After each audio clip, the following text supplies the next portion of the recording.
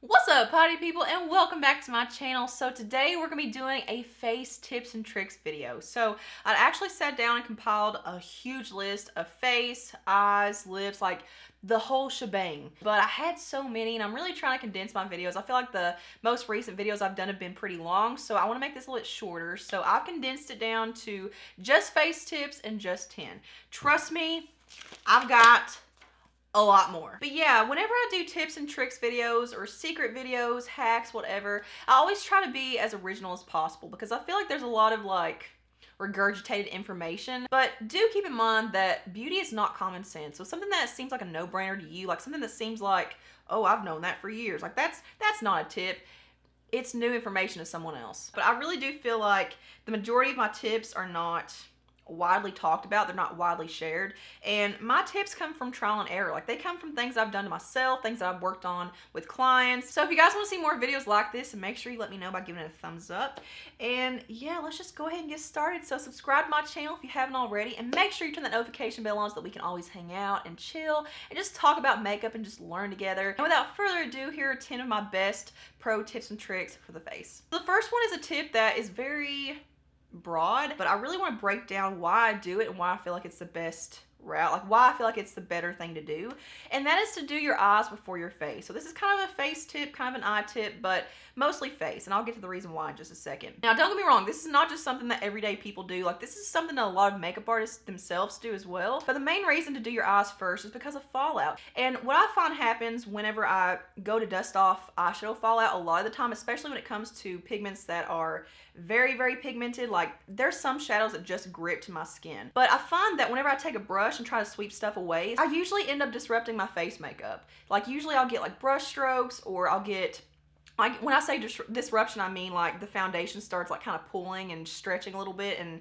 it just messes up your base. Then you have to go back in and touch it up, and it takes more time. So that's one reason. But also because, you know, whenever you're doing your eye makeup, I feel like the majority of us have to touch our eye area in some way. Like, for me, I have to hold my eyes taut when I do my eyeshadow, my eyeliner. Especially if you have hooded eyes, it just helps to hold your skin taut because your eyes are trying to droop. But if you have face makeup on, you have to hold your eye, then you're a lot of the times leaving behind fingerprints, and once again, you're messing up all the work that you just did. So you have to go back in and touch up and go back in with your sponge or your foundation brush, and it's kind of redundant. And plus, whenever you do your eye makeup first, you can kind of work around those tones, around those colors. So, you know, a lot of times I don't have a plan for what I want to do for my eye makeup, so I just kind of sit down and play.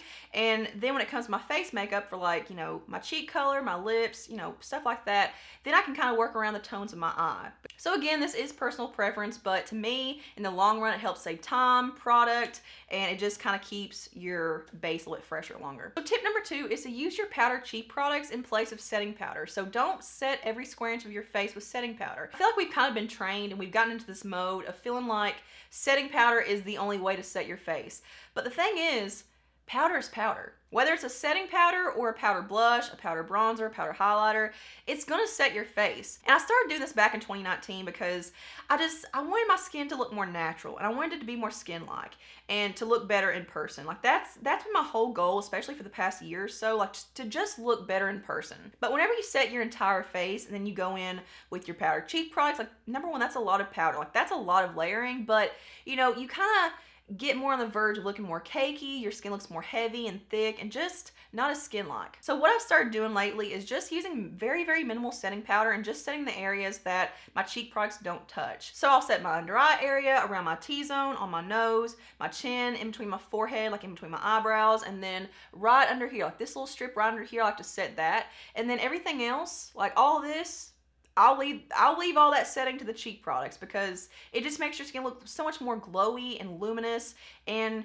just less cakey. So tip number 3 is a way to make your makeup last 10 times longer. So it is a little bit more lengthy, so I wouldn't say that you have to do this every single day unless you just typically have longer shifts. Maybe you're in school all day or you're working all day and night, like whatever the case may be. And that is to sandwich cream cheek products and powder cheek products. So for example, you want to do your liquid foundation, your liquid concealer, cream blush, cream bronzer, cream highlighter, all that stuff first, and then you can go in with setting powder, your like powder blush, powder bronzer, powder highlighter, and then set that with setting spray, and it will make your makeup last 10 times longer. And with this technique, you really want to make sure that you're careful with application, because if you're not, like if you do too much dragging and blending, then it's going to disrupt everything that you put on underneath. So when it comes to your powdered cheek products like your blush, highlighter, bronzer, contour, whatever, you really want to just stamp those and just stipple those on top of the cream products, because if you don't, it's going to be super disrupted and it's going to mess up your coverage, and it's just no bueno. So yeah, whether you have oily skin or it's summertime, or if you're going to be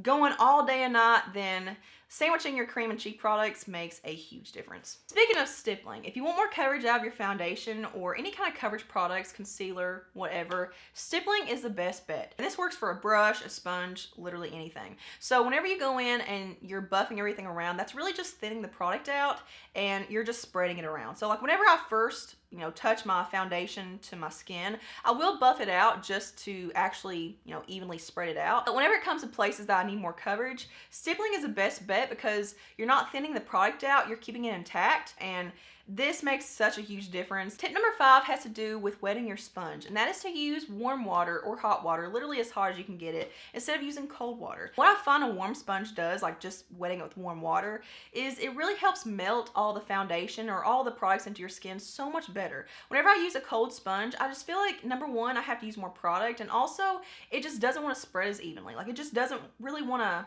move around as easily. But a warm sponge just really melts that product in. It helps it sink in better to where it's not just sitting on the surface. It just glides on, it's more creamy, it just works like, it just blends out like butter. So tip number 6 has to do with layering your foundations to get the best coverage. And that is when it comes to wet foundations, foundations that are more thin, watery, just more liquidy. Let the first layer dry and then go in with the second layer to build that up to get better coverage. Like you will get 10 times better coverage. What I mean by wet foundations is anything that's more liquidy, like especially, hydrating foundations, dewy, glowy finish foundations, just anything that's more thin in consistency. If you don't wait in between each layer, what I find that does is like it just keeps moving the product around, because, typically more wet foundations don't really sit on their own. So it's like you just keep moving product around. That first layer kind of acts like a barrier, like a wall. So you can kind of stack the layers up better. Now I say to do this specifically with more wet foundations, because if you do this with more thick matte foundations, a lot of times what you're going to find is that it's going to get cakey, it's going to get thick and heavy,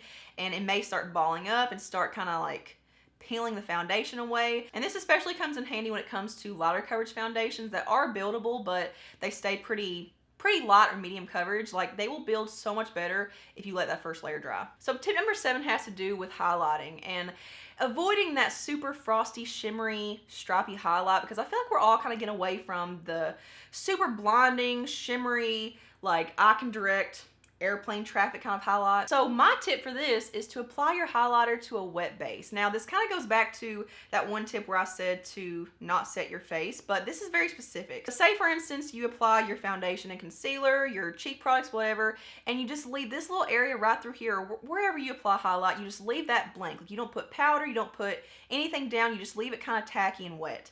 And what I find that this does is it kind of bypasses the shimmer and the frostiness of a product, and it just really enhances the sheen and the glow from it. And like whenever I go in with setting powder, let me kind of show you what I'm talking about. Like whenever I apply my under eye setting powder, because I do that before highlight and cheek products, like I'll just go out to about here. So I'll stop about right there. So that's really just hitting the border of where that highlighter is going to meet up with it. It just makes your highlighters look so much more just lit from within and glowy and just wet. Like it just gives you more of that dewy sheen. Tip number 8 is another tip to really lock your makeup in place and make it last a whole lot longer. And I know the whole theme of this video is kind of avoiding as much powder as possible, but this is about applying a little more powder to make your makeup last a lot longer. So especially for someone with super oily skin, or if you're someone that, your foundation tends to fade really fast, maybe you have a lot of acne, a lot of stuff to cover up, but that is to set your face with a translucent powder first, whether it be pressed, loose, doesn't really matter,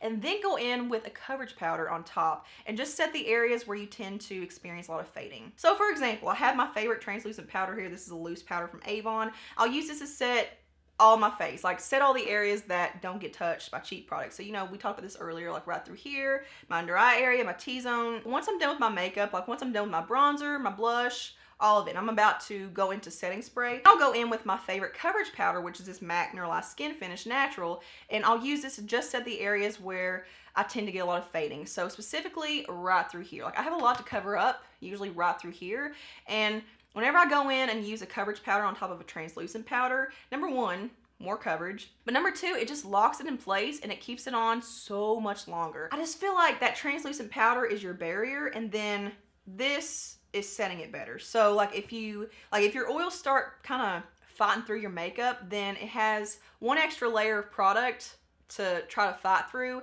and because it has coverage, it's going to take a little bit longer to fight through that. So yeah, apply your translucent setting powder like normal, and then take a powder like this. It has a little bit of coverage, and this is a really, really good one for that purpose. Like whenever I use this and I do that little tip, like my makeup never looks cakey or super powdery. Like this is a very natural, like thin feeling powder, so it doesn't look heavy and, you know, powdery. I'm telling you, it works like a charm. Tip number 9 has to do with cakiness and just removing that powdery, cakey, makeup-y look. I've shown this before. Like I showed this, I don't know, it was a few years ago, and that is to apply your setting spray, let it dry a little bit, like let it get tacky, and then go in with your sponge and really press everything in. And not only does this help remove powderiness and cakiness, but it also helps to kind of fuse all the lines and just kind of blur everything. Whenever it comes to cheek products, like there's a stopping point. So especially like in this area right through here where everything is, you know, trying to be blurred into like your skin tone, then it can look kind of harsh and you can see the lines and the marks and stuff. So what this does is it really helps to eliminate all of that, and it just really unifies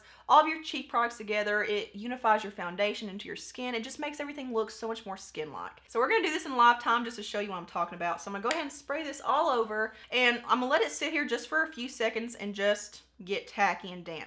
You don't want to do this whenever your setting spray is like super, super wet still. Like if I were to do this right now, it may mess up my makeup. So like whenever you go in and you start like doing stuff with a tool, then sometimes it can mess up your foundation, or it can just take up, it can take away too much intensity. So now that it's kind of tacky, like it's still kind of damp to the touch, I'm gonna take my damp sponge and really just press this in. And you don't want to drag, you don't want to like take it and do like this, because that's just gonna mess everything up. You really just want to keep everything intact by stamping it. So I'm just going around, really press it in. So especially in this area right through here, like where I said that, you know, there's a stopping point, and it really helps to kind of dial down that intensity right through there. But as you can see from side to side, like this just looks so much more natural. And I mean, if you were to look at me in person, then this side looks a lot less cakey, and plus it helps to eliminate a super frosty look. Like if you have highlighter or blush that looks really shimmery and just, you know, doesn't mesh very well with your skin, then this really helps to kind of pick up all that extra frost and shimmer. And the last tip I have to share has to do with your under eye area and trying to avoid as much creasing and settling into fine lines as possible. And that's to not apply your foundation all the way up to your eyes, like using as minimal product as possible. Makeup is a foreign object. Like it's not supposed to be there. So, you know, our face, it's stretching, it's moving, it's creasing, it's, you know, we're doing stuff with our face. Like it's in motion all the time. So the less product that you have on, the less likely for it to, you know, sink, and it's going to be more movable with your skin. So yeah, just keep that under eye area thin with product and just work in light layers, and I can almost guarantee you that you'll experience less settling and creasing and dryness, cakiness, powderiness, the whole shebang. So that is it for my 10 tips for the face. I hope you guys enjoyed it, and I hope you learned something from it. If you learned something today that you're going to start incorporating into your own routine, then let me know in the comments below what it is. If you have any tips to share with us, and make sure you do in the comments below, because we're all here to learn. We're a community of like-minded people who just want to play in makeup and just feel better about ourselves. So if you have any secrets to share, then make sure you do in the comments below so that we can all learn from you. And if you haven't already, give this video a thumbs up if you enjoyed it and if you learned, and if you want to see more like it, because like I said, there's plenty more. And subscribe to my channel if you haven't already, and I will see you guys in the next one.